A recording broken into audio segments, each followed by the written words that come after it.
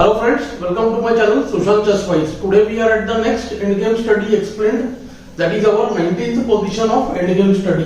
We have got a rook endgame position here which is very similar to the Lucena position. White to play and win. There is a big catch here. Now in a normal Lucena position, see, we just play check, king has to go away and the king is now 2 files cut away from the pawn. When normally what we do, we place the rook on the 4th rank.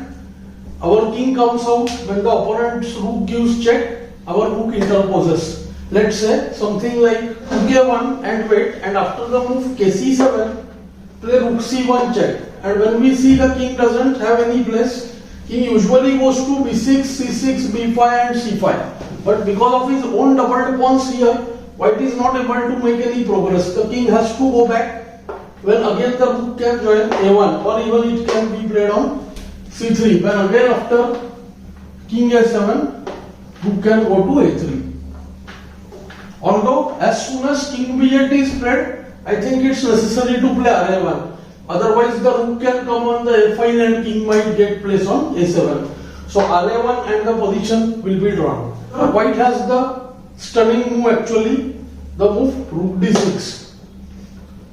But the problem is, it looks like it's not compulsory to take the rook. Black simply has the move rook c3. Let's see. First, if rook is taken, kd6, then kc8. Black has to try to give checks. Rook c3 check, king d8, and rook h3, trying to deliver mate.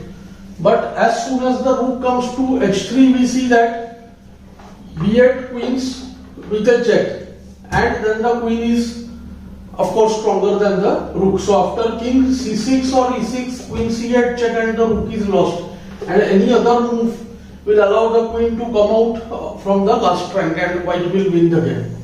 But the problem is, most players reject this line by seeing the move rook a3 when it looks like it's not possible to make any progress.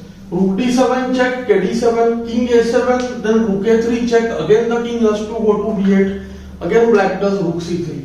But here white uses the doubled pawns in his favor. Okay, the doubled pawns are there, but they are extra. So comes the move rook c6. Very strong move. Now the king makes place on c7 square. So let's say any move like rook h3, then king will hide on c7 and the pawn will promote to queen. So after rook h8, b8 queen, rook b8, kb8 and white wins. Only move, rook takes c6, white has king a7, the only winning move, king a8 to allow rook b6. And now at the most what black can do is give up his rook for only one pawn. So after the move rook b6, kb6, kd7, again we see that b8 queens and white wins again. So white is winning because of his method of bringing the rook from d6 to c6. I must mention one more point here, that white has another way of winning in this position. He can reach the same position in a different way. After the move rook g7, kd8, white has the move rook g6.